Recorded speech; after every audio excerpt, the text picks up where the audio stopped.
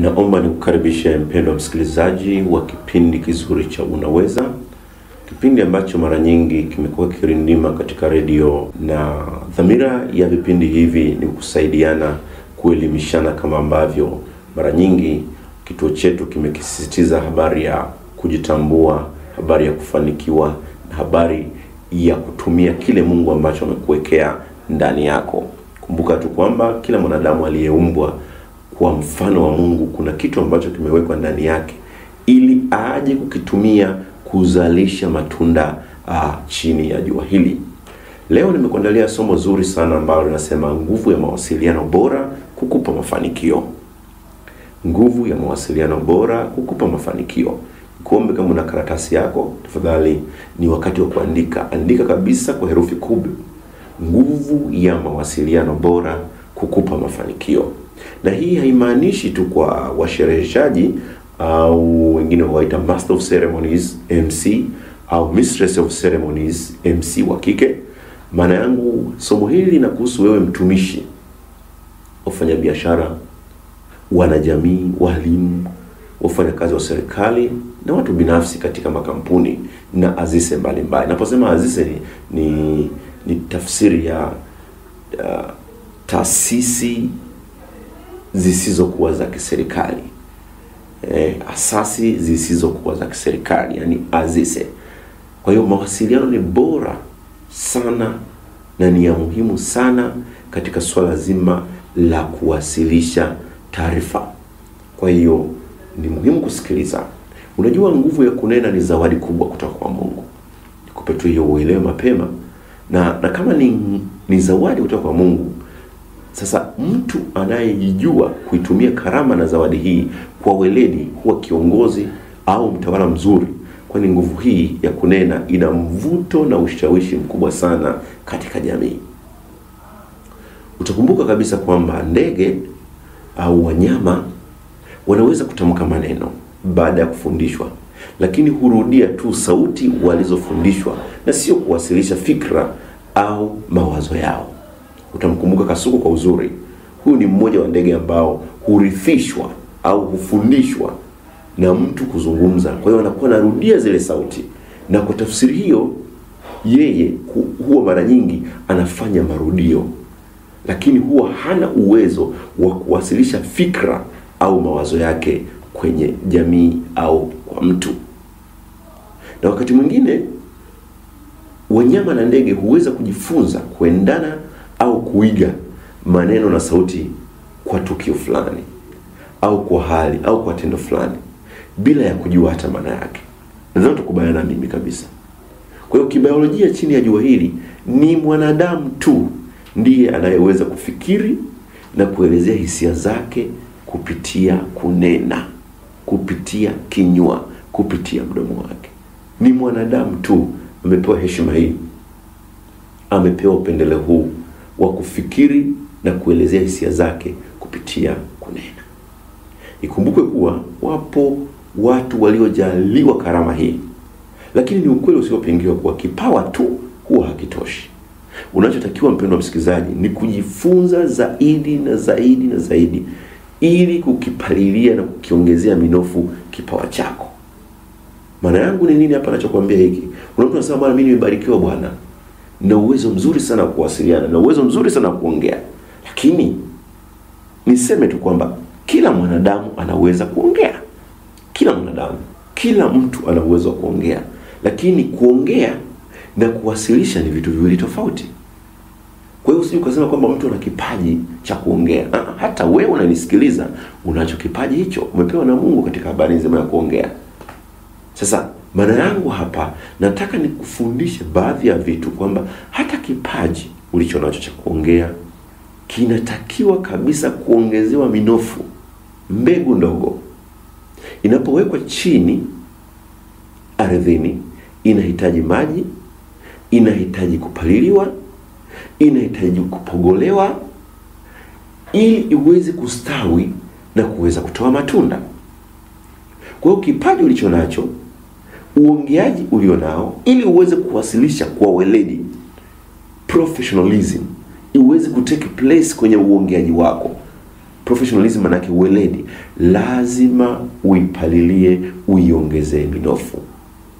Sasa uweledi katika uongeaji ni kitovu na muhimili mkubwa sana katika historia ya mawasiliano ya mwanadamu. Sanaa hii ina nguvu za kutisha, kwani kwa neno hilo waweza kuumba.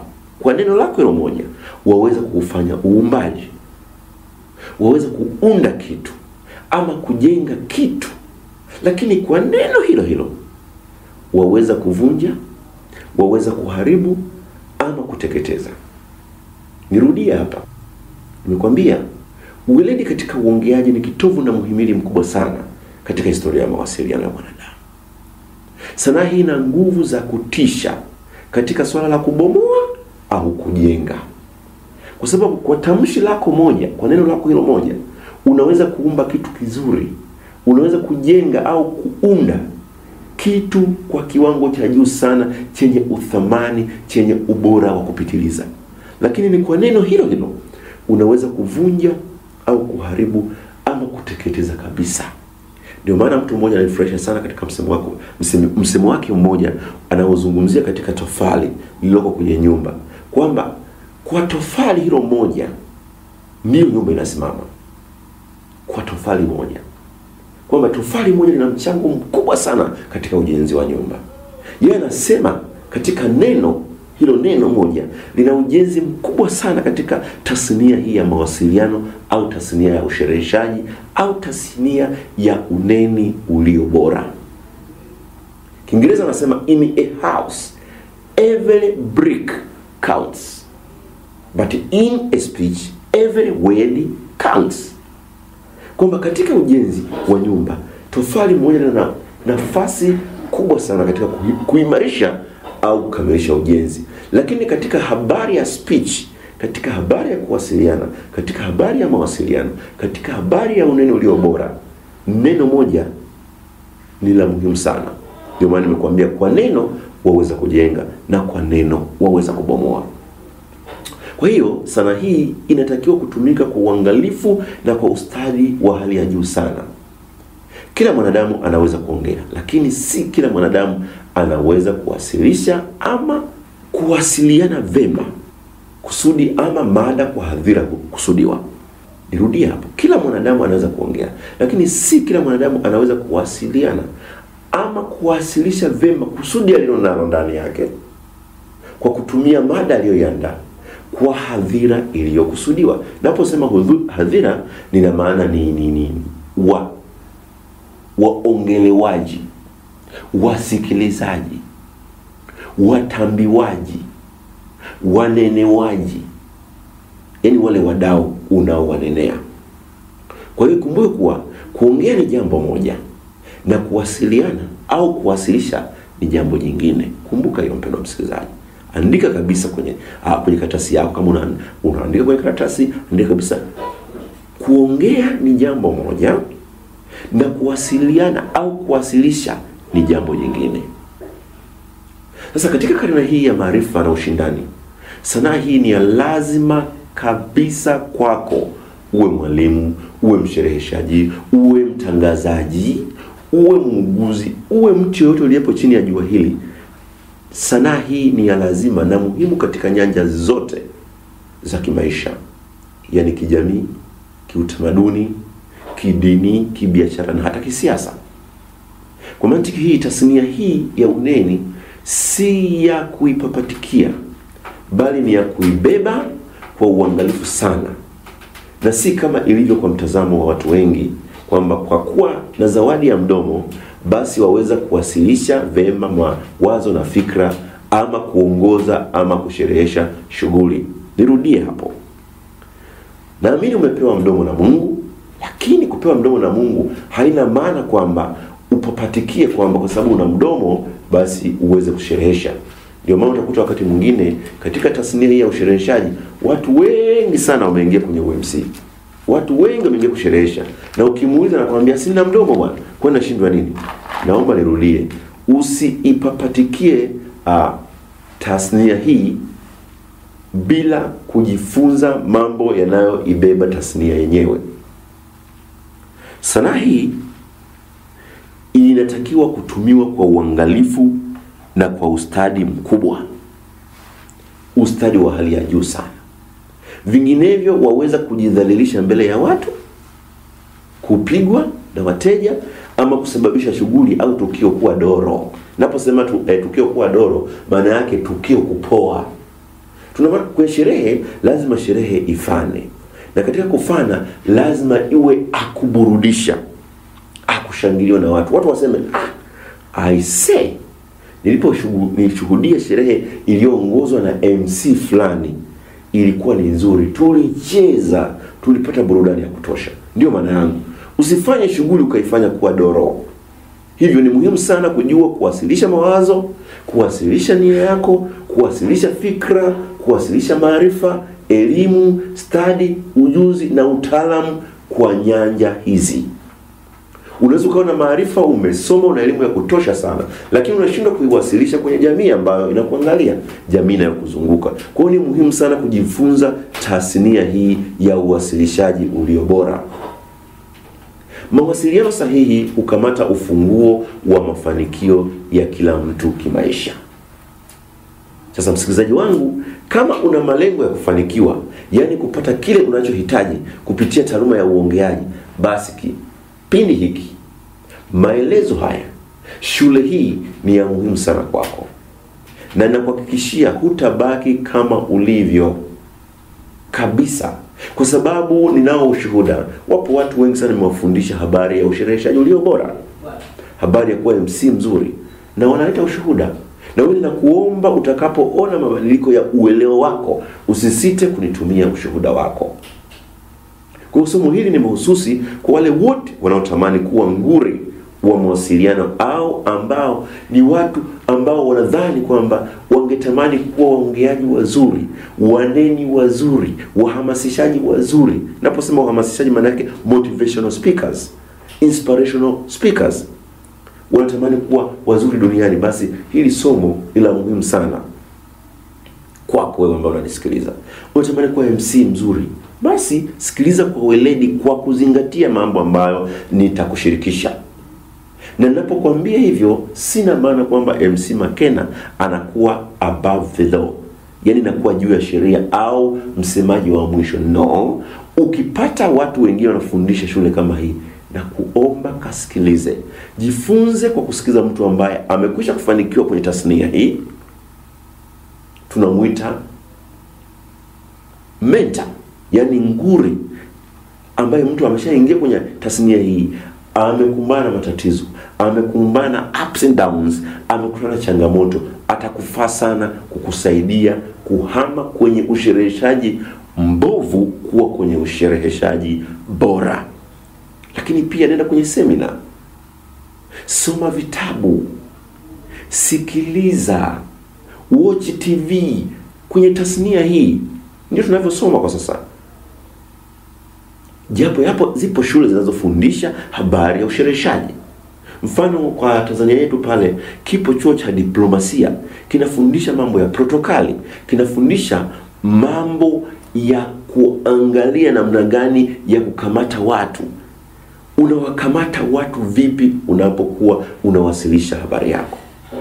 Sasa kabla hujafika huko, zipo shule zingine kama hizi zisizo rasmi za kuingia darasani. Unasikiliza redio, unasikiliza seminar, unaenda kwenye matamasha, unajifunza mbinu za kuweza kuwasilisha, unaweza kujifunza mbinu za kuweza kuwasiliana bora.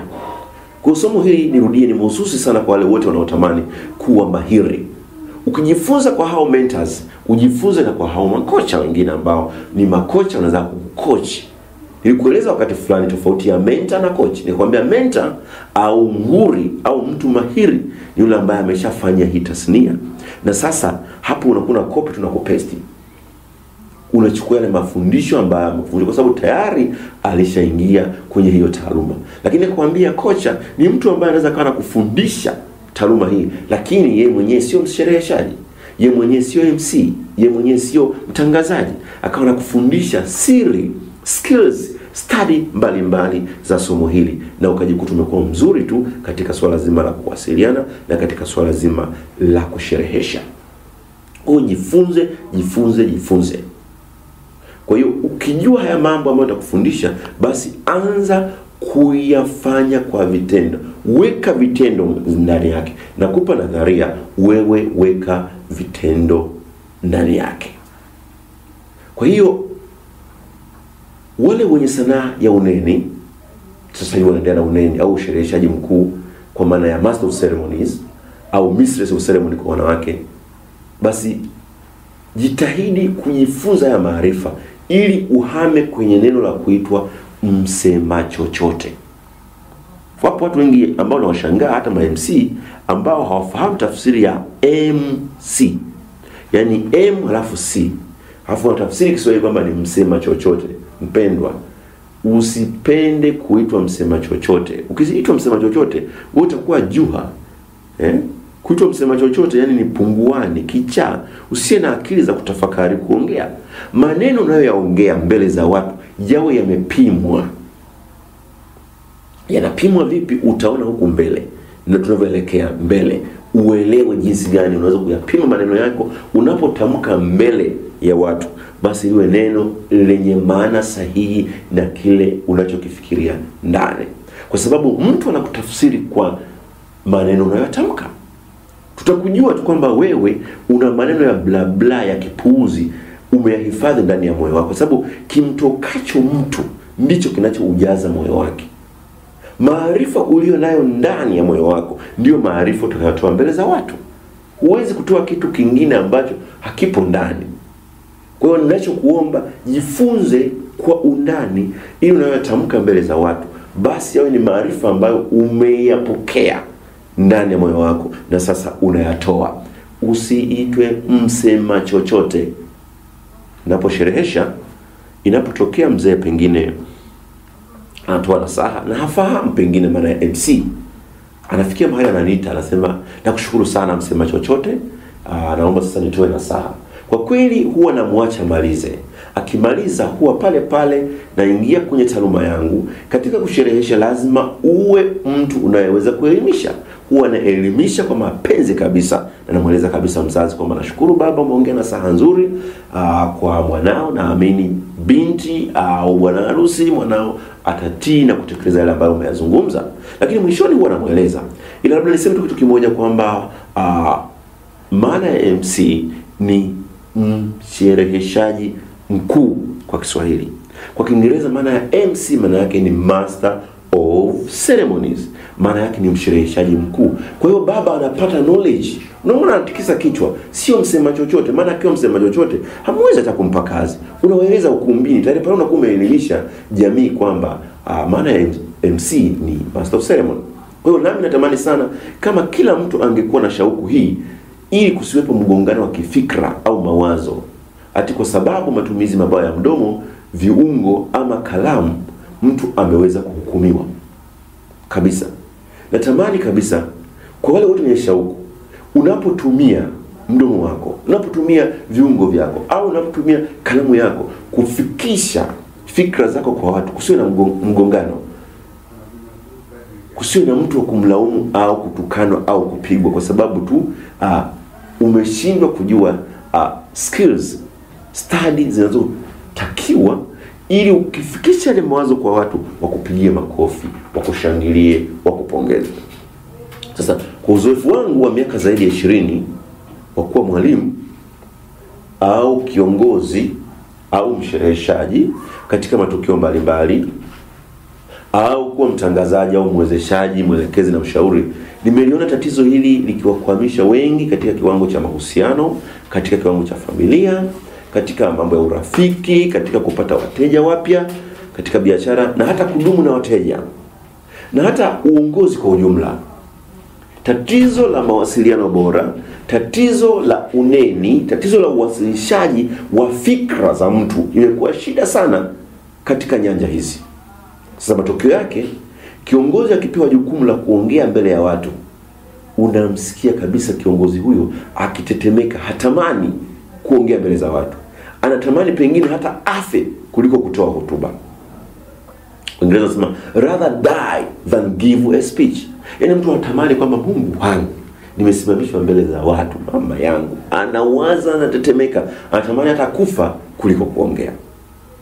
Sasa uzoefu huu nadhani hata wewe unaweza kuwa ni shahidi. Miaka yangu hii yote katika kuona walimu wengi wakitetemeka mbele za watu, viongozi wengi, washereheshaji wengi, hata wale wahamasishaji, motivational speakers, anaweza kuwa na material maskini ya Mungu ndani mazuri sana kichwani mwake, lakini anatetemeka, hawezi kusimama mbele za watu kuongea. Hofu, kutokujiamini, woga na ile sauti binafsi tunaita self talk huwakatisha tamaa waongeaji wengi na kushindwa kabisa kujieleza. Wanashindwa kabisa kujielezea, wanashindwa kabisa kusimulia au kuongoza tukio. Hasa hofu na kutokujiamini na huo woga na hiyo sauti ambayo nakwambia ni sauti inaitwa self talk, sauti binafsi ambayo ukisimama mbele unasikia nakwambia huwezi, leo utashindwa, wewe mbele wewe uzungumze mbele za watu, inakwambia, unaisikia, inanong'ona.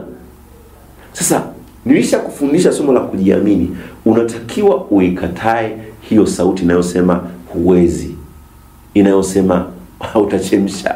Uikatae, useme mimi ninaweza, mimi ni mshindi, mimi nitaweza kufanya wonders, I do the best. Unajisemea, I'm potential. Una kila kitu unajisemea, unajenga ule ujasiri wa kusimama mbele za watu. Nikupe tu kitu kimoja. Mimi ninapokwenda ukumbini, si kitu kwa historia ya kwangu katika swala zima la kusherehesha. Ninapokwenda ukumbini mara nyingi huwa ninakaa chemba kwanza. Ninamwambia Mungu, Mungu umenipa watu hawa. Watu 700, watu 800, watu 300, watu 200, inategemea na sherehe ikoje. Nakaa kabisa kule toilet. Namwambia Mungu, mimi ni mshindi, ninaweza. Simama na mimi. Mungu nipe maneno ya kuzungumza mbele za watu. Nitakaposema mbele za watu, nitakaposema neno, lisemwe na wewe, mimi niwe chombo tu. Mimi ni mshindi, mimi naweza. Ninapozungumza haya, mpendwa msikilizaji, sizungumzi kujifurahisha. Natengeneza ule uwezo wa akili ili uweze kunitengenezea kufanya vizuri.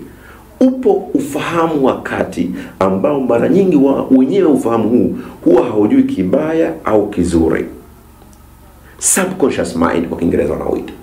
Huu ufahamu ukisema unaweza, you can, naweza, I can, I must, lazima nifanye. Ukiyatamka hayo maneno, ule ufahamu unakutengenezea namna ya kufanya. Kwa hiyo utakuwa unasimama mbele za watu unafanya kitu, watu wanasema huyu jamaa ni mzuri, sio kawaida. Anayatoa wapi haya maneno? Ni kwa sababu uliumba ule ufahamu wako mwanzoni kabla ya kuanza kushika microphone ukumbini. Kwa hiyo vizuri sana kujinenea vizuri, ili unapojinenea vizuri na kujinenea chanya na kujinenea ushindi, ndivyo ufahamu wako unavyotengeneza mbinu ya kufanya ufanikiwe. Kwa hiyo kinyume chake, ukipata hofu, hapa nitashindwa, nitakwama hapa, watu ni wengi, ukijisemea, ule ufahamu nimekwambia huwa hauelewi kwamba hiki ni kitu positive au negative, unakutengenezea mazingira ya kushindwa. Unaanza kutetemeka, unaanza kugugumia, unashindwa. Sasa ngoja nikupe hadithi moja ya kubadili kufikiri kwako katika maisha yako. Hii hadithi nikimaliza, ndipo nikupe vipande kadhaa, siri kadhaa, stadi kadhaa ambazo zitakufanya uwe mtu mahiri katika kuwasilisha kitu chochote mbele ya mtu mmoja au mbele ya watu 1000. Hadithi hii inayokupa inahusiana na mkulima mmoja. Siku moja, pasipo kujua, mkulima huyu alipokuwa akilima shambani kwake, aliokota yai. Kwa kuwa hakutambua kuwa ni yai la nini, alilichukua na kulipeleka kwa kuku ambaye alikuwa ameanza kuwatamia na kulichanganya kule nyumbani.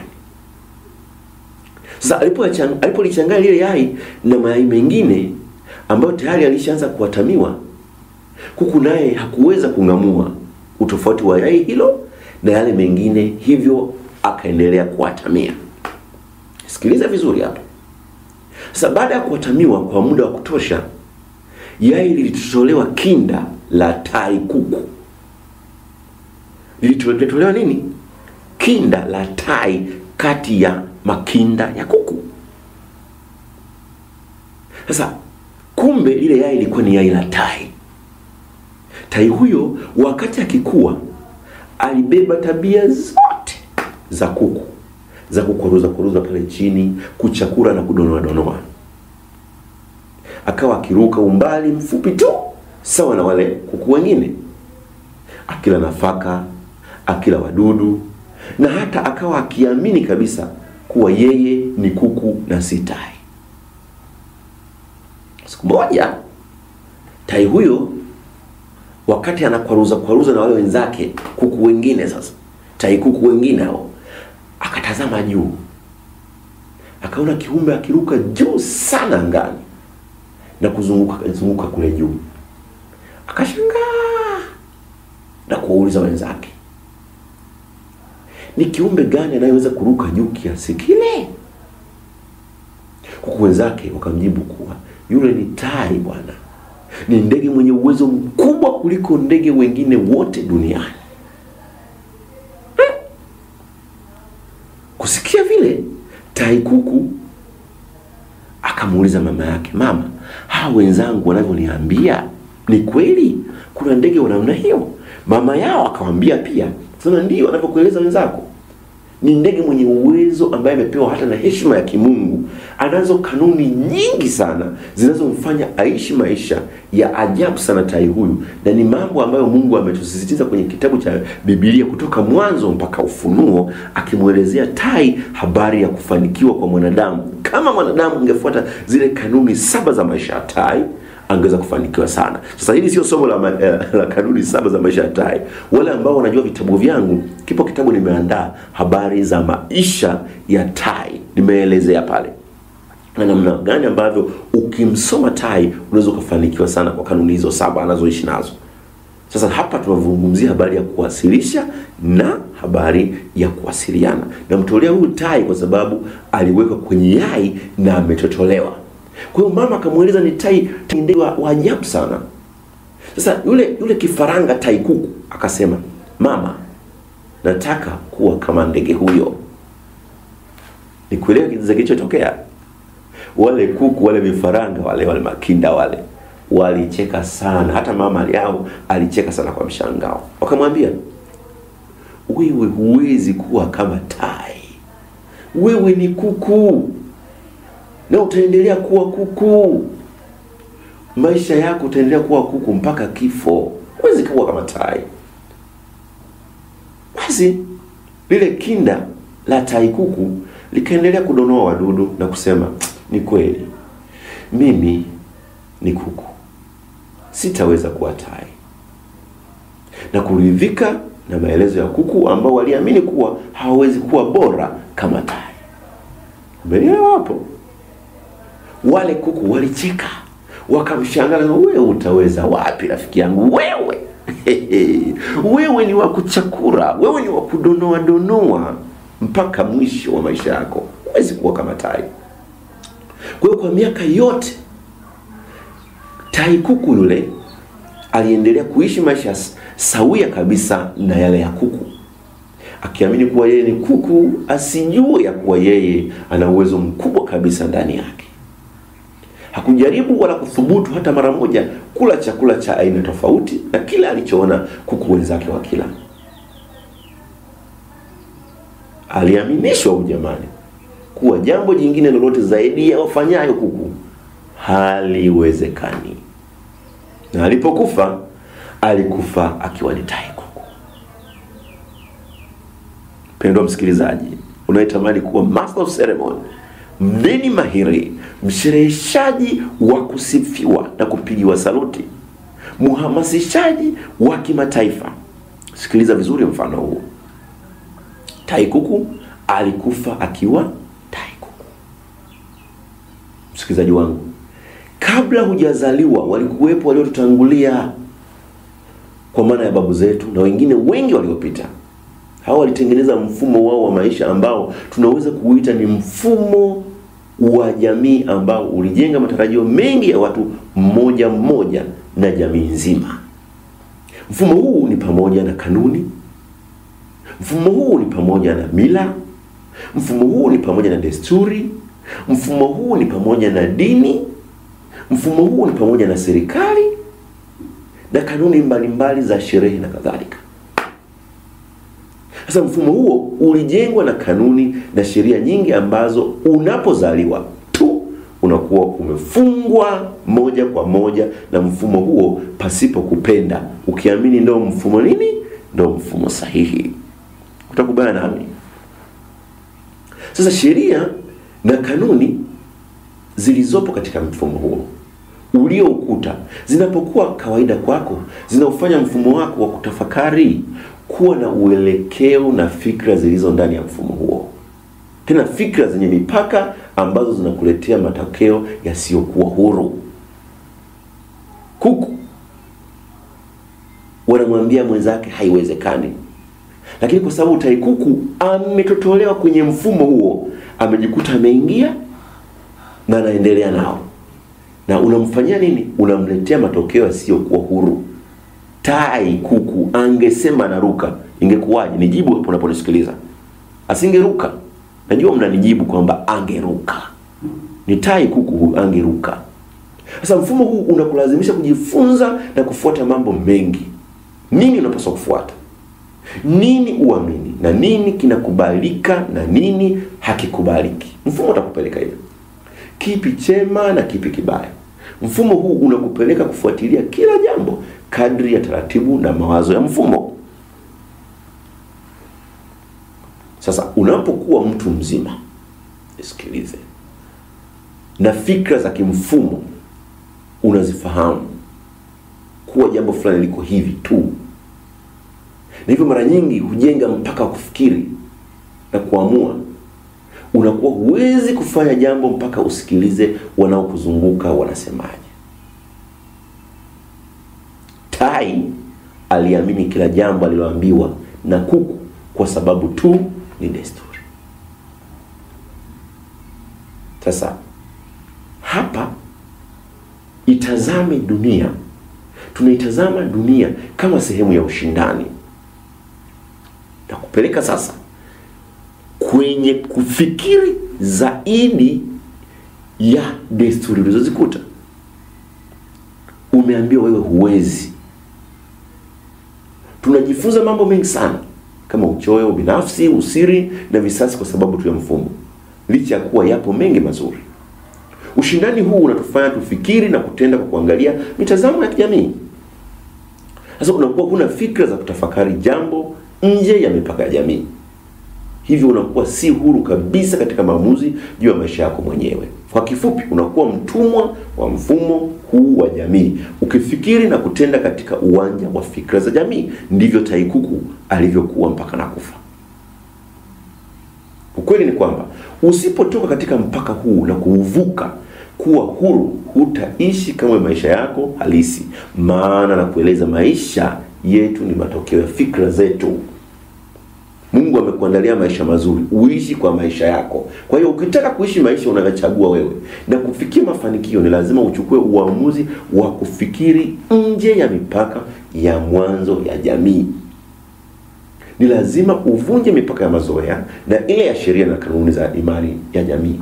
Ni lazima ujifunze kuwa huru kwa kuwaza kwa mapana na marefu bila kufungwa na mawazo yanayoaminika tu na jamii. Imani ya jamii ina nguvu sana kukujenga au kuharibu, na hujenga upotofu ya kuwa tunapaswa kufikiri hivi na si vile, fulani ipo hivi na si vile, na inamsukuma mtu kutenda kadri ya fikra za jamii husika, na hivyo kulazimika kuishi maisha ya bandia ili tu tuonekane kwa wengine kwamba tunafanya vizuri. Sitamani hivyo hivyo. Tai kuku alifanya vile aonekane yuko sambamba na wengine. Sasa unakuta jamii naamini juu ya ushirikina na uchawi katika kutafuta labda mafanikio, kwamba lazima uende kwa Kalimanzira bwana, wewe huwezi kufanikiwa hivi hivi. Kwa hiyo unajikuta jamii hiyo inakuwa na imani kuwa haiwezi kufanikiwa mpaka iende kwa mganga wa kienyeji. my friend, rafiki yangu unayenisikiliza, kuishi kwa kufikiri na kutenda kwa mipaka ya imani za wengine ni kujizamisha kwenye utumwa wa imani hizo mpaka pale tunapotoka nje ya mipaka hiyo katika kufikiri na kutenda. Hebu tusiishi kwa kutafuta kukubaliwa na mawazo na mitazamo ya vikundi fulani, bali tuishi kwa kuwa na mawazo chanya na kukimbia kabisa mbio, kukimbia ukichaa. Ukichaa unajua maana yake? Bill Gates anasema ukichaa ni kufanya jambo moja kila iitwapo leo ukitegemea mabadiliko. Kila leo unafanya, kila leo unarudia ukitegemea matokeo mapya na hayatokei. Sasa huo ndio ukichaa, zaidi ya yule kichaa na yaokota makopa. Sasa nakuomba, mwandishi mmoja aliniambia kitu fulani, anaitwa Napoleon Hill, na kuomba unanisikiliza, kama unasoma vitabu, na nikushawishi tu kwamba anza kusoma vitabu.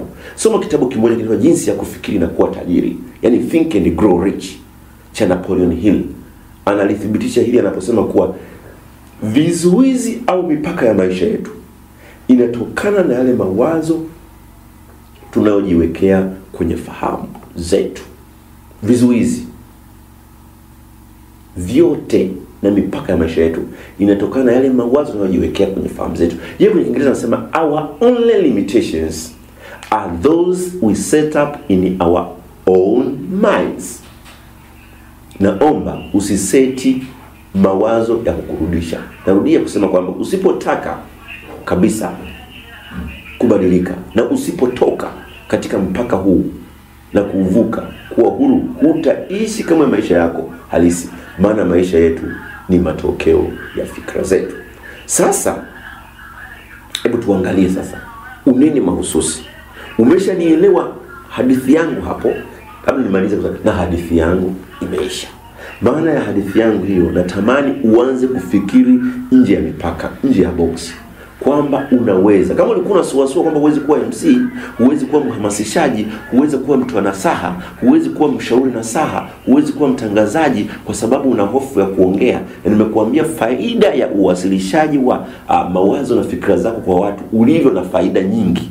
Naomba sasa uingie kwenye neno la kusema unaweza na uanze. Kitu cha kwanza, lazima ujue kwamba uongeaji umegawanyika katika makundi makuu mawili. Uongeaji umegawanyika katika makundi makuu mawili. Kundi la kwanza ni maandalizi na kundi la pili ni uwasilishaji. Maandalizi, kabla hujaingia ukumbini, kabla hujaenda kusherehesha, kabla hujaenda kuhamasisha tukio fulani labda la ujasiriamali, mahusiano na kitu kingine, lazima ujiandae 75%.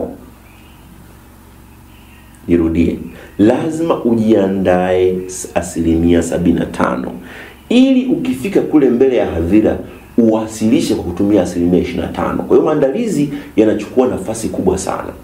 Mwingereza mmoja anasema prior preparation prevent poor performance, kwamba maandalizi ya kwanza ya mwanzoni huwa mara nyingi yanazuia utendaji mbovu. Proper preparation produces fantastic potato. Maandalizi mazuri mara nyingi huwa yanaandaa nyanya nzuri.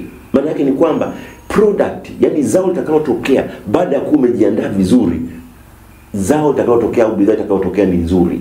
Kwa hiyo utakapojiandaa vizuri na maandalizi hayo mazuri utayafanyaje? Nitakueleza.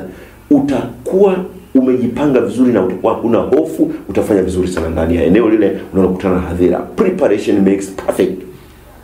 Nakupa maneno ya Kiingereza waliandaa wenzetu, lakini yanamaanisha kitu kile kile, kwamba maandalizi yanafanya kitu kiko kizuri kabisa.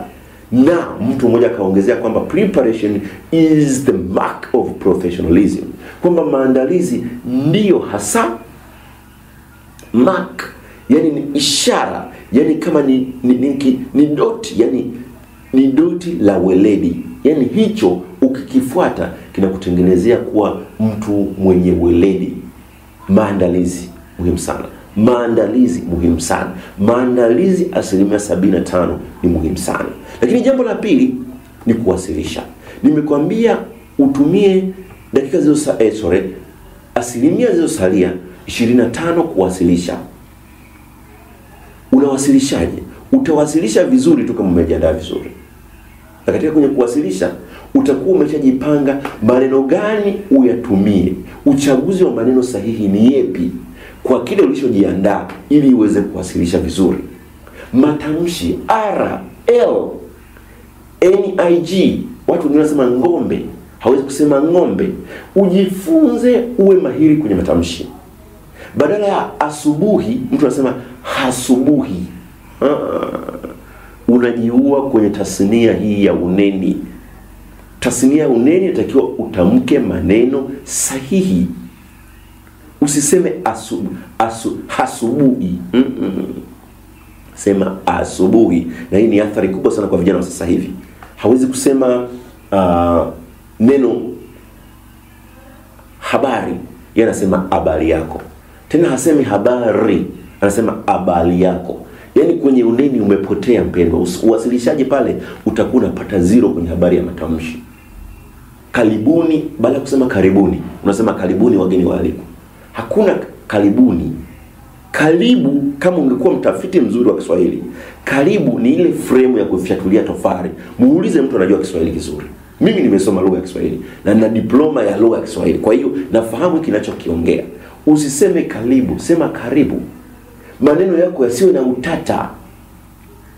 Bibi harusi anaingia ukumbini, badala ungepunguza ukali wa maneno, ukasema ni wakati mzuri waheshimiwa wageni waalikwa kumkaribisha binti anaingia, naomba tumshangilie.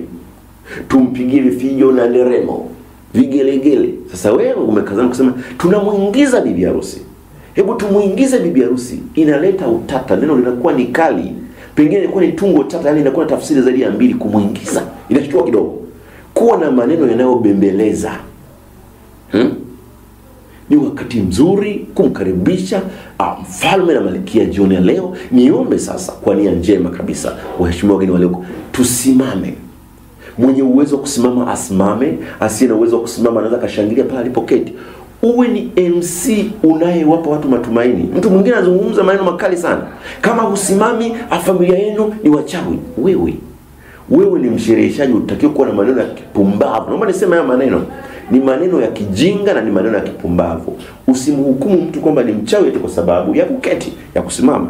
Waambie mwenye uwezo kusimama asimame. Watu wamekuja pale kwa heshima ya familia, wametoa michango yao hali ya mahali, wametenga muda wa thamani kwa sababu ya kuheshimu ile tukio. Kwa hiyo usimhukumu mtu. Kwa hiyo uwe na maneno ambayo ni sahihi kuwasilisha kwenye ile jamii. Unatumiaje lugha ya mwili? Pua. Unachukua pua, unaanza kukuna pua. Wakati mwingine unapokuna pua, makabila mengine yanatafsiri mbaya. Jua namna ya kutumia viungo vya mwili. Na hii ni ya kusoma. Unatumiaje viungo vya mwili? Wewe unaongea, unachukua kijiti unachokonoa. Unachokonoa kijiti kunaongea. Sio sahihi katika uneni. Unaongea kwa mkono mmoja huko mfukoni. Sio sahihi. Ipo miiko ya kuongea mbele za watu. Ni mingi. Sasa unapowasilisha, unakuwa tayari umeshaisoma ile jamii, zile 75% maandalizi, sasa unasimama mbele. Macho yako yanafanya kazi gani? Eye contact. Unaongea na watu, unamwangalia yule, unamwangalia, usiiname chini. Vipo vitu vingi sasa hapa vya kuangalia. Uchaguzi wa maneno nimekuambia, chagua neno lililo sahihi. Neno lililo fasaha kwa Kiswahili. Karibu iwe karibu, isiwe karibu. Hongera iwe hongera, isiwe ongela. Ongela sana bibi harusi. Haiwezekani. Tena humuiti bibi harusi, unamuita bibi harusi. Hii haiko hivyo. Lazima uwe na maneno ambayo yako sawa sawa kwenye matamshi, kwenye kuchagua maneno, kwenye lugha ya mwili, kwenye lugha ya viungo vyako, usoni kwako, macho yako. Lazima kwenye uwasilishaji ukamilishe ile 75% kule kwa 100% kwa uzuri. Sasa kwenye maandalizi kuna mambo 4 ambayo unatakiwa uyaweke vizuri kabla hujatamka neno. Ijue hadhira yako. Ndio maandalizi sahihi. Moja hiyo. Ijue hadhira ya kwako. Hadhira ni wale unaoenda kuwasherehesha. Ijue hadhira yako. Maandalizi haya sharti yao yanayokidhi au kujibu maswali yafuatayo. Hadhira, yani walengwa wako ni akina nani? Je, unakwenda kuongea na watu wa rika ipi? Wa imani gani? Wa mila na desturi zipi? Unaenda kusherehesha Waislamu, umekazana Bwana Yesu asifiwe, Kristo asifiwe, uhuru wa Yesu. Ijue mapema, simpendi mshereheshaji, simpendi MC, simpendi mshereheshaji mkuu, simpendi mhamasishaji mkuu ambaye anavamia shughuli hadhira haifahamu. Ndio nafika pale ukumbi anaanza kuuliza, hawa watu wanasalimiana vipi? Huo sio umahiri katika uandaaji. Hao ni maandalizi finyu. Uijue hadhira unayokwenda kuifanyia kazi. Jua imani yao. Rika ni wasichana watupu? Ni wasichana na wavulana? Ni wanaume na wanawake au ni wanawake watupu? Kwa sababu kuna tofauti kuhamasisha au kumfundisha mwanamke peke yake au mwanaume peke yake.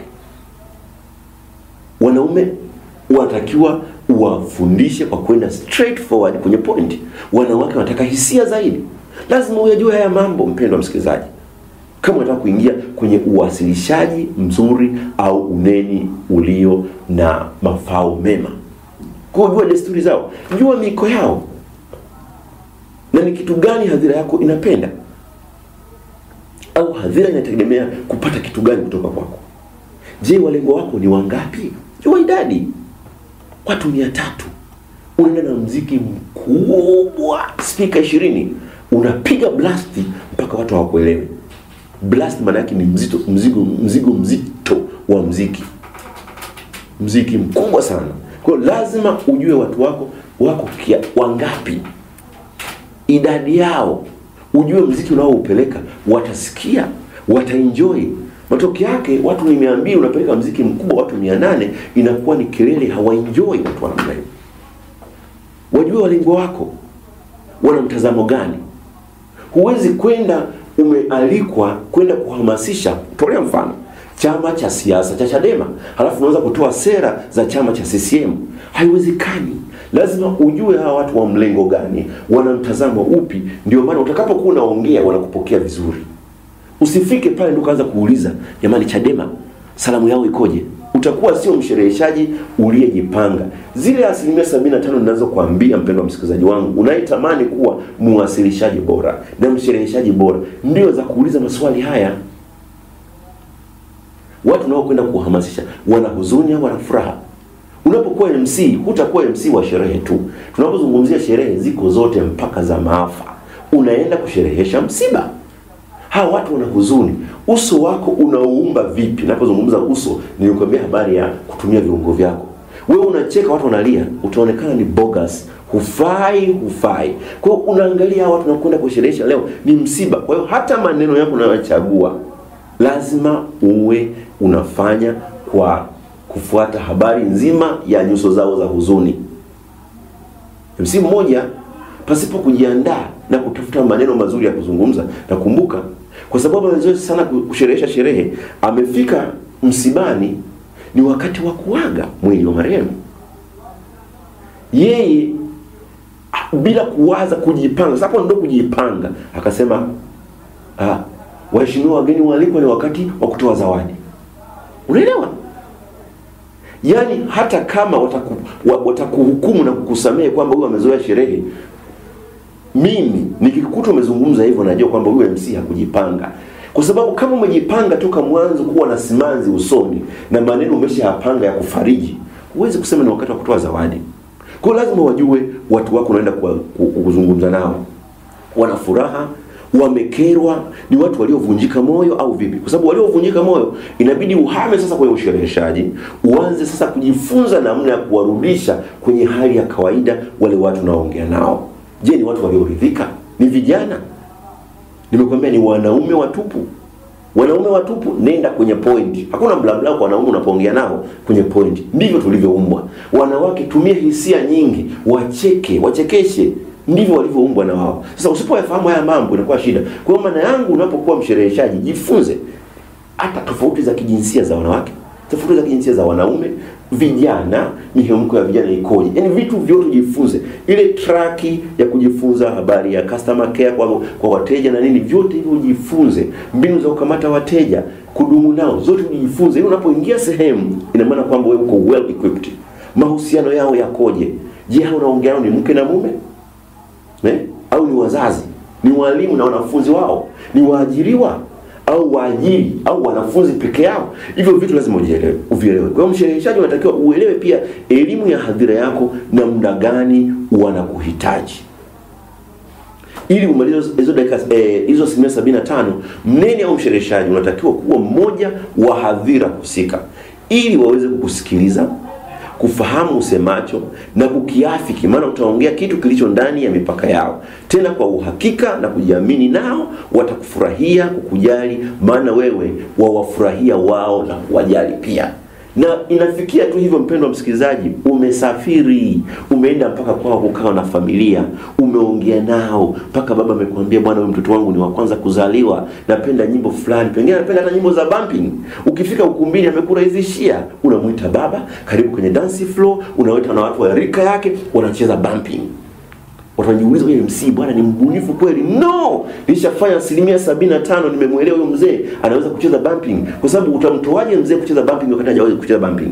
Unamtoa mzee acheze twist wakati hajawahi kucheza twist. Kwa hiyo unafahamu ile hadhira, kwa hiyo unaenda nayo kwa uzuri kabisa. Vinginevyo kama hujaivaa vema hadhira yako, hata kama una ujuzi, una maarifa, una elimu ya kutosha, una utanashati na mikogo lukuki, au hata ukabinuka na kugaragara au ukatembelea kichwa, na kueleza itakuwa ni kazi bure kwa ile hadhira.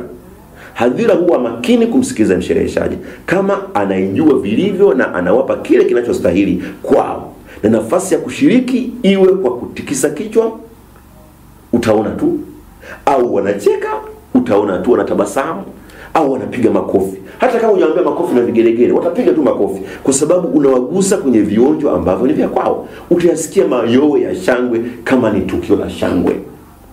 Lakini kama ni msiba, watakuita, asante sana MC, umetufariji. Waambie unasherehesha, ujiandae, waambie jamani, mambo ni ya kupita.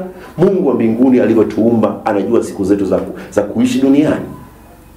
Amemchukua ndugu yetu, tutalia, tutaomboleza. Kisaikolojia, kulia na kuomboleza ni sahihi kabisa. Tulie, tuomboleze. Lakini ndugu yetu ametangulia.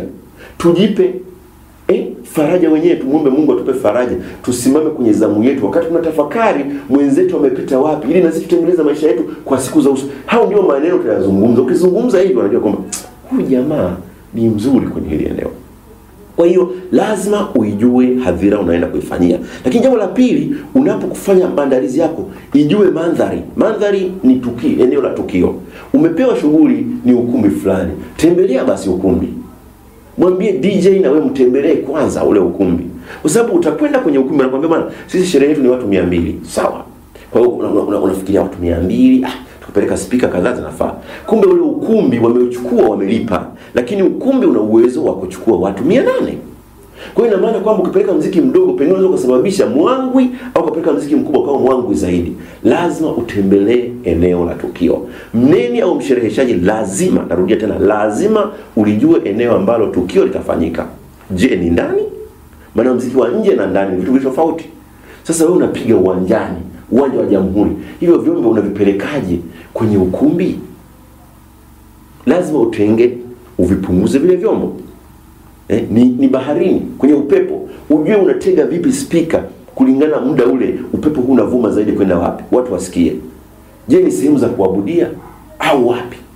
Je, ukubwa wa eneo la tukio ni upi? Hali ya ukumbi ikoje? Shughuli itafanyika muda upi?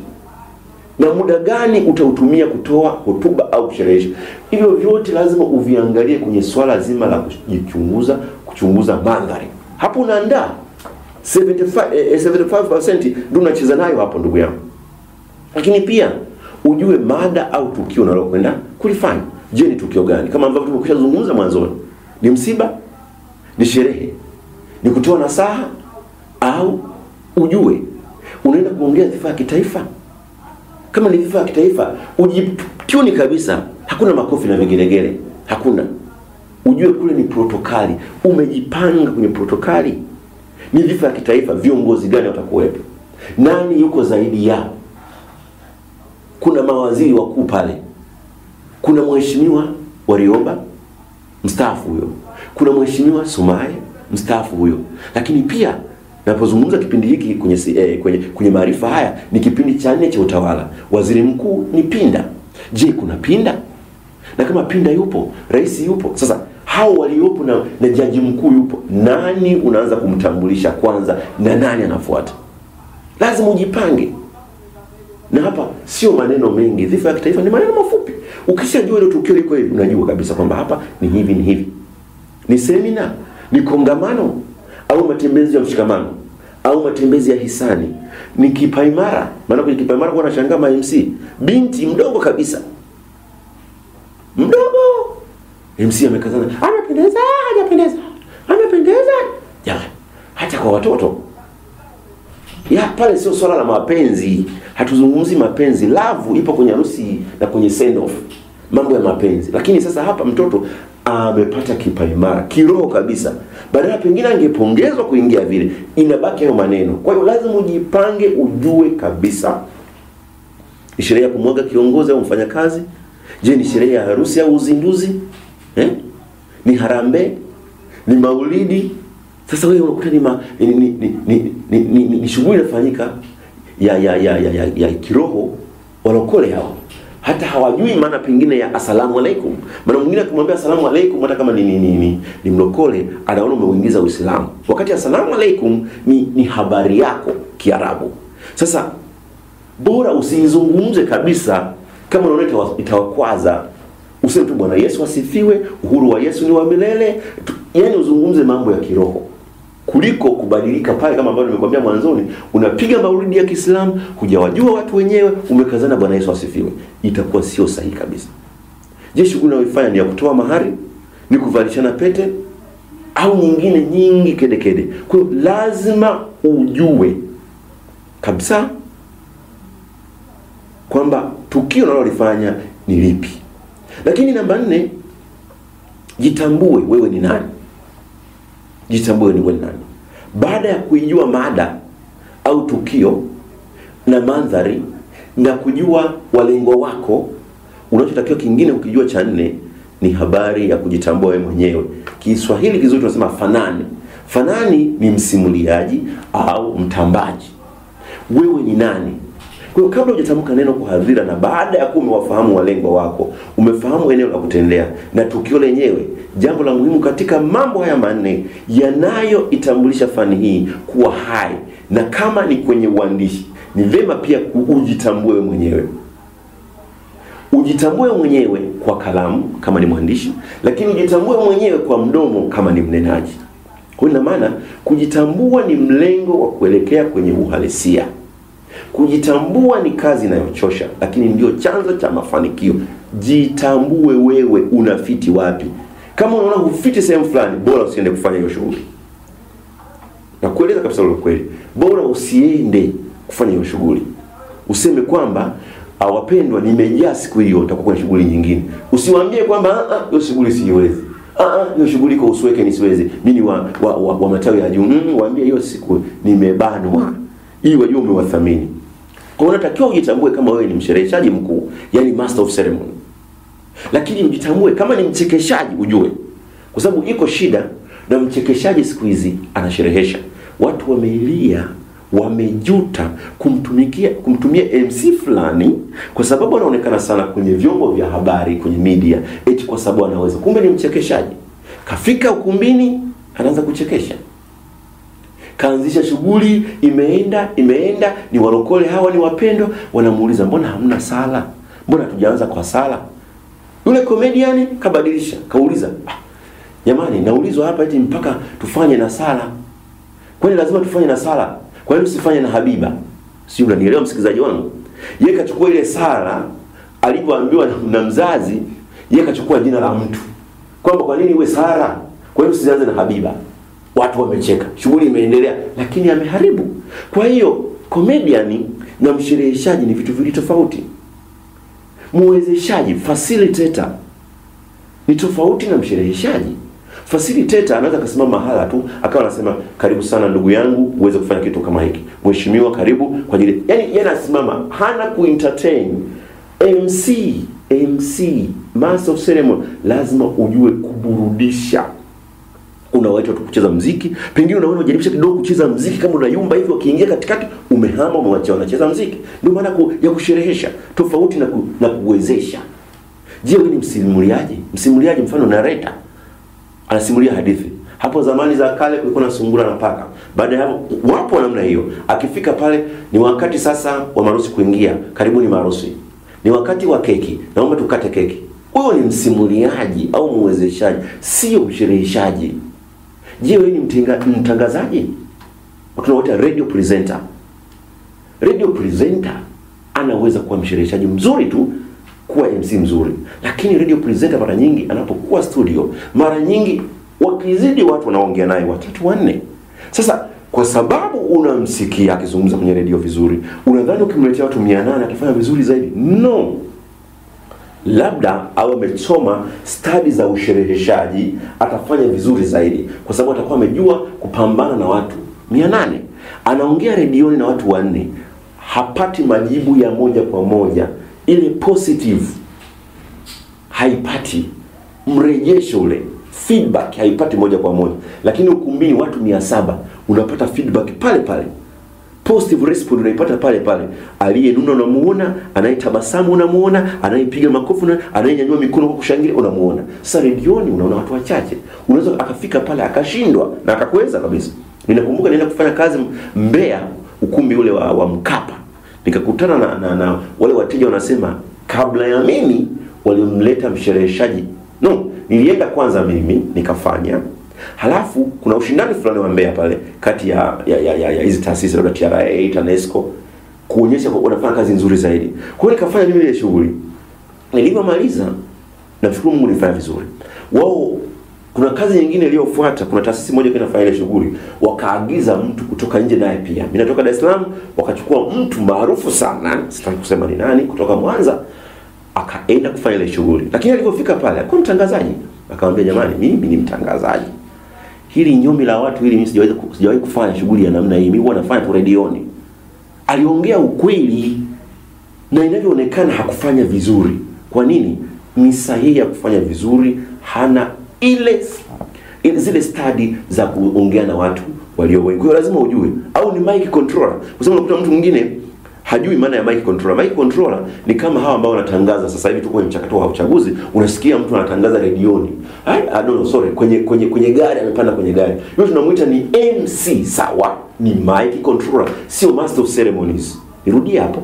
Yule ni mic controller, sio master of ceremony. Ninayemzungumzia hapa natamani ujijue kama nazungumzia master of ceremonies. Sasa mic controller hawezi kuwa na zile skills. Hata bwabwaja pale, halafu umemwona anatangaza kampeni ya mtu fulani, halafu wewe unamleta ukumbini. Shughuli imehompa. Kuhompa ni kudorola. Unaweza kusema huyu jamaa vipi? Kwa hiyo lazima wewe ujijue ni mic controller, ni comedian, radio presenter, ni facilitator, ni muneni au ni master of ceremony, ili uingie kwenye ile tukio. Uwezi basi. Nilikuwa naongea jana na mdogo wangu mmoja ambaye anaibukia sana kwenye MC. Nimepigiwa simu na chama fulani, nikasimamie kampeni zao. Nikamwambia jamani, MC Makena na chama wapi na wapi? Kwa sababu mimi sina chama. Nikisema naweza kuchagua rais au na nini, naangalia vigezo vya yule rais au yule mbunge, lakini sio kwenye chama. Habari ya siasa na Makena ni vitu viwili tofauti. Kwa hiyo nikaikataa ile kazi, ina hela nyingi, lakini nikamwambia miezi hii nitakuwa nina shughuli fulani. Kwa hiyo kama huwezi kufanya shughuli, ikatae ile shughuli, usifanye. Sasa ni muhimu sana uyajue hayo mambo. Na ukishajua hayo mambo sasa, nikupe kidogo tu uonyesha, ndio umeenda ukumbini. Jua vitu vitatu muhimu: namna ya kuanza, katikati ya sherehe, na namna ya kumaliza. Vitu muhimu sana. Neno lako la kwanza mbele ya hadhira linakutafsiri wewe ni MC bomu au ni MC bora. Kwa hiyo jua namna ya kuwakamata watu. Na hapa nakupa neno moja zuri linaitwa fire, F-I-R-E. Kwa Kiswahili maana yake moto, lakini sasa nakuelezea kwa Kiingereza herufi hizi zilivyotafsiriwa. F inasema baada ya fane. Fane ni akufurahisha, akuburudisha, akupendezesha. Ifanye sherehe yeyote, iwe ya msiba, ya sherehe, ya kufurahi, ya shangwe na nderemo, iwe akufurahisha. F. I inafuata inspiration, inspire. Lazima watie moyo watu wanaokuona pale. Watie moyo wageni waalikwa, watie moyo wazazi, watie moyo maharusi. Hakikisha ukisimama mbele za watu shughuli yeyote, uwe ni kiongozi, uwe ni mshereheshaji, fire icheze kwenye akili yako. Niko mbele za watu, natakiwa nifanye kitu hiki cha kufurahisha. Lakini pia ni waheshimu watu, uwabebe watu. R, utambue uwepo wao. R inasema baada ya recognize au acknowledgement. Lazima utambue uwepo wao, kwamba wamekuja kwa heshima, wametenga muda wao wa thamani sana, fedha zao za thamani sana, lakini wamekuja hapa kwa ajili ya accompany maharusi na wazazi. Hilo tu ukizungumza hivyo, lazima waseme huyu MC ni mzuri. Na mwisho nimekwambia E, lazima unafanya education. Lazima ueducate. Penye kupwaya uelimishe. Kwa hiyo F, fun, fanya kufurahisha. I, inspire. Hakikisha unawavutia watu wajue huyu jamaa mbali na kusherehesha na vitu vingine anatufundisha na anatubariki. R, tambua uwepo wa watu. E, waelimishe. Lakini sana nikupe na nyingine hapa katika kuanza kwako. Lazima ujue kuna kitu kinaitwa triple S, yani S tatu. S ya kwanza inasema baada ya start well. S ya pili inasema baada ya share stories. S ya tatu inasema smile all the time. Maana yake ni kwamba S ya kwanza, anza vizuri kwa unyenyekevu. Sio unashika tu maiki, oya, hapa, oya, what's up, Wataona huyu amekosea kuja kwenye eneo. Waheshimiwa wageni waalikwa, nafurahi sana kuwa mbele yenu, natambua uwepo wenu. Naamini kabisa mmetenga muda wenu wa thamani. Mmetenga muda wenu huo, mngeweza kuwa mmepumzika nyumbani, mkipata burudani, mkila, mkifanya hili na lile, pengine la thamani zaidi ya hili. Lakini mmesema hapana. Lazima tushirikiane na maharusi hawa, tushirikiane na familia hii ili kuweza kukwenda vizuri katika shughuli nzima hii ya harusi ya ndoa. Hilo kwa niaba ya familia tunasema asante sana. Mko mahali sahihi, eneo sahihi, wakati sahihi na kwa tukio sahihi. Na kueleza kwa maneno hayo MC, lazima ukuite kesho unavyoanza. Kwa hiyo you have to start well. S ya kwanza, share story. Unapo share story, unaweza kumwambia asante sana wageni waliko. Mpe tu jirani yako mkono, mwambie Mungu anakupenda ndio maana uko hapa. Hakuna atakaye kataa kumpa mkono mwenzake na kumwambia vile. Mwambie kabisa Mungu tu wa mbinguni anatupenda. Wapo watu ambao wametangulia mbele za haki, lakini wewe Mungu amekupa pumzi hii uweze kushiriki tukio hili. Mpe jirani yako, mwambie Mungu anakupenda ndio maana uko hapa. Maana yake una share story na wao. Una weekend, unavunja ule udhaifu wa watu kuchoka na kusinzia. Kwa hiyo unawashirikisha vitu kama hivi. Tafuta vionjo vingi. Ninapokupa kitu kama hiki MC Makena, ni kionjo labda cha kwangu, lakini pia unaweza kukitumia na vingine na vingine na vingine. Na S ya tatu, smile. Lazima uwe mtu wa kutabasamu muda wote. Unanuna, kwa nini unune? Unamnunia nani? Hata msibani unatakiwa kununa. Unatakiwa uonyeshe huzuni usoni mwako. Kwa hiyo jifunze sana katika swala zima la kuanza vizuri. 2, katikati pale na mwanzoni, hakikisha unawatangaza wahudumu wenzako. Mshereheshaji mmoja mahala fulani akaniambia, mimi siwezi kuwatangaza watu siwafahamu. Ile ni kupungukiwa hekima na roho ya uchoyo. Mpishi, keki, mpambaji, shooter, mtu wa picha hawana nafasi ya kuongea mbele ya hadhara. Mbele ya hadhira iliyoko mbele yenu. Hawezi kushika maiki. Wewe MC mshereheshaji mkuu unatakiwa utambue uwepo wao.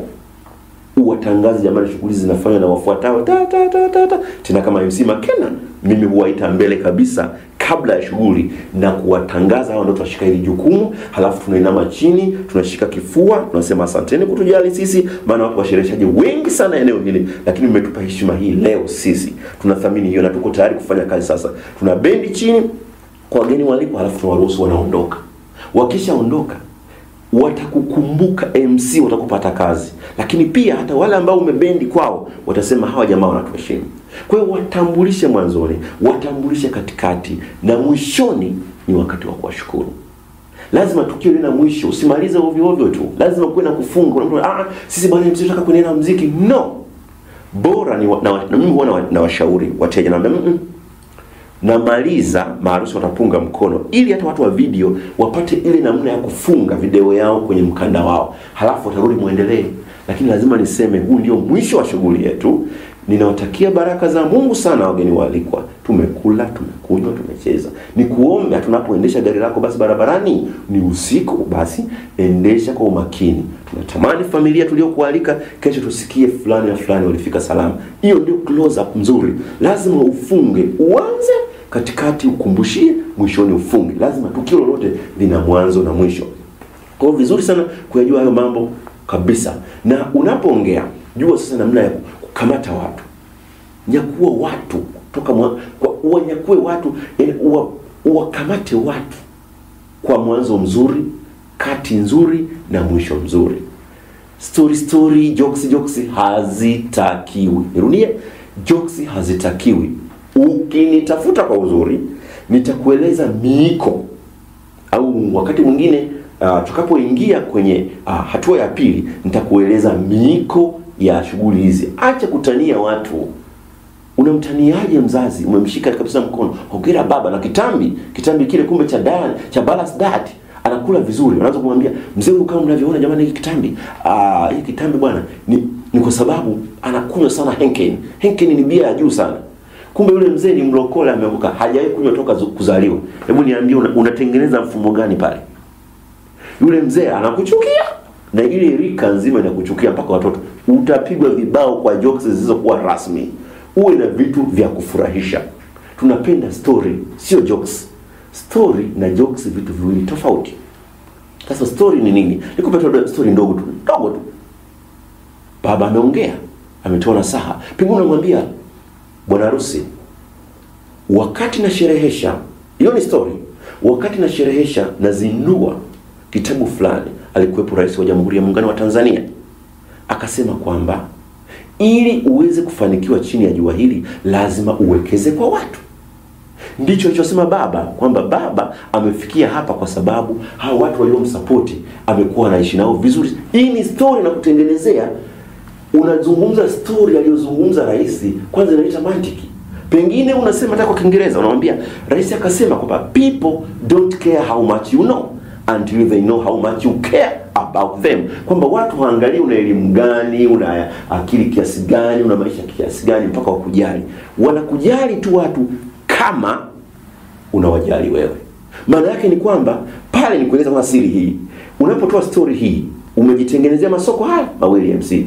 Umejitengenezea soko kwamba huu unafanya hata uzinduzi au dhifa za kitaifa na viongozi wa juu wakiwepo. 2, umejitengenezea soko kwa mtu anayetaka MC anayezungumza Kiingereza au Kichina kwa kuongea ile phrase ya Kichina au ya Kiingereza. Kwa hiyo tengeneza story nzuri, sio jokes ambazo hazipo. Nikupe story moja tena nyingine ambayo ilimsababisha MC moja kupigwa vibao na kutomalizia shughuli. MC ameingia ukumbini. Tunamshukuru Mungu, harusi ile binti anayeolewa alikuwa anafanana copyright na mama mzazi. Anafanana kabisa na mama mzazi. Kwa hiyo MC katika vionjo vyake na mbwembwe zake akaanza kuzungumza pale, akazungumza akasema kwamba hongera sana bwana harusi kwa hatua hii nzuri, yuko sahihi. Lakini baadaye akaja akasema, bwana harusi, unaona mama amejizaza kabisa, kama ambavyo unaweza kumuona mtoto alivyo sura ya kufanana na mama. Vile vile pale MC alikuwa amepatia kabisa. Pigieni makofi na vigelegele mama jamani kwa kujiza. Watu wakapiga makofi na vigelegele. MC akaja akakosea bwana. Akasema hivi, bwana harusi, si umemwona mama alivyojizaa? Usije ukakosea. Msikilizaji wangu, nadhani unanielewa. Alimaanisha kwamba asije akakosea, badala ya kumfuata binti anayeolewa aende kumfuata mama. Ni matusi, ni matukano. Ukumbi mzima uliinama, ukawa na miguno ya chini chini. Watu wanaguna, yani akosee aende kwa mama. Kitu kama hiki, mpendwa msikilizaji, MC alifuata na kaka wa bwana harusi na kaka wa bibi harusi, wakamuomba, I say kuna shida kidogo nje, hebu weka muziki watu wacheze katikati tuongee na wewe nje. Kwa hiyo MC akaachia maiki pale, akatoka nje. Kilichofuatia, alipigwa kule nje, na baada ya kupigwa wakamfukuza.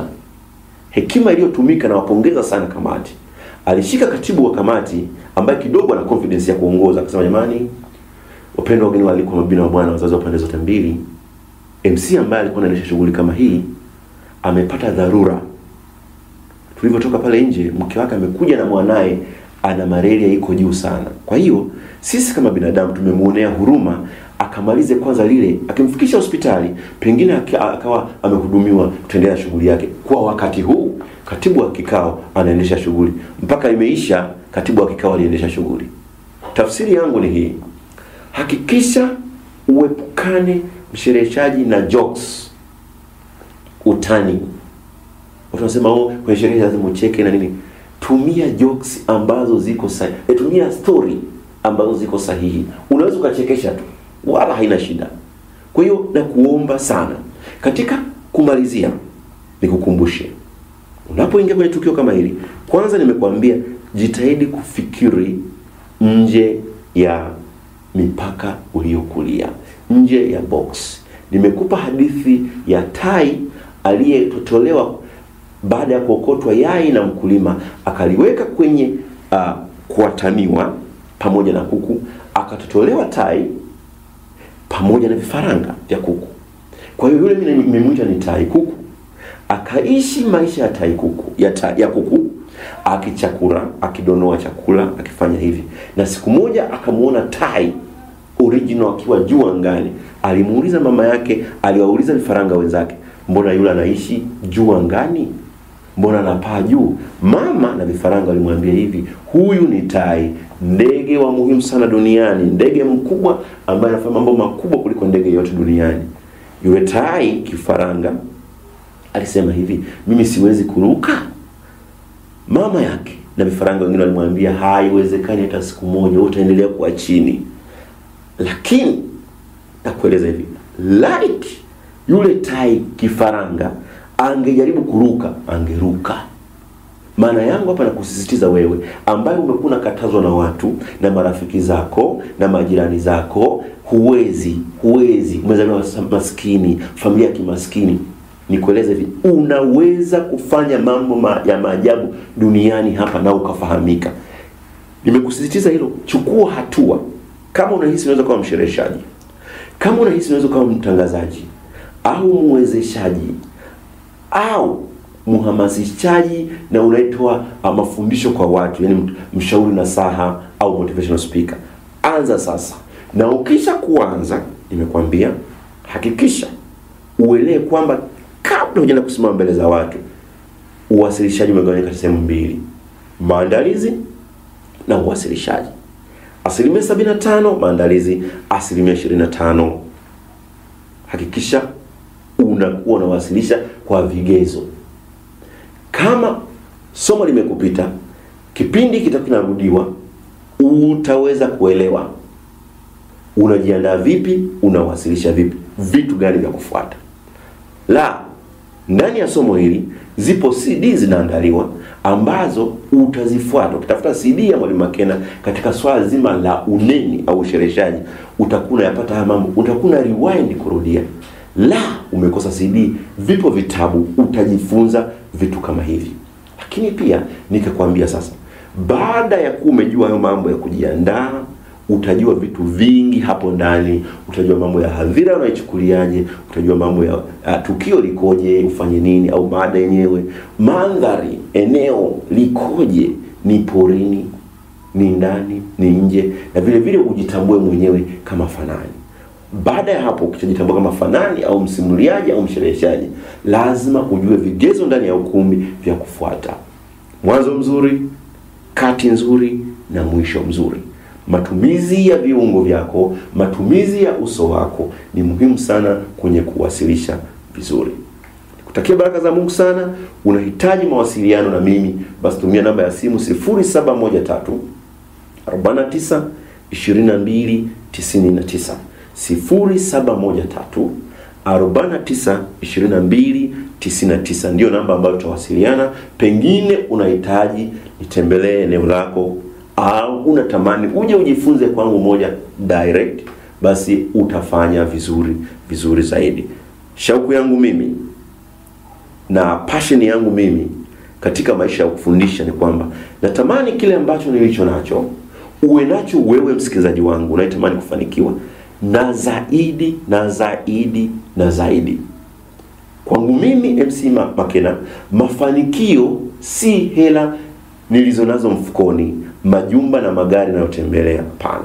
Mafanikio kwangu ni mabadiliko ninayoyaona kwako wewe ninayekufundisha unapobadilika na kufanikiwa. Hayo mimi kwangu ndio mafanikio ninayohesabu mafanikio na ushindi. Natamani sana uwe transformed, ubadilike, ujitambue na ufanye mambo makubwa sana chini ya jua hili kwa Mungu alivyokupangia, kitu alichokuandalia moyoni mwako cha kuja kufanikiwa chini ya jua hili. Kumbuka una mbegu bora ndani yako. Jitahidi kuvumbua hiyo mbegu ili ufanye vizuri. Kwa hiyo kwa somo hili, kama wewe unatamani kutumia kinywa chako au kalamu yako, maana mawasiliano au uwasilishaji au uneni ni kwa mdomo na kalamu. Pengine unaweza kuandika vizuri, basi fuata skills hizi. Pengine unaweza kuongea vizuri, fuata study hizi uweze kufanikiwa. Mungu wangu akubariki.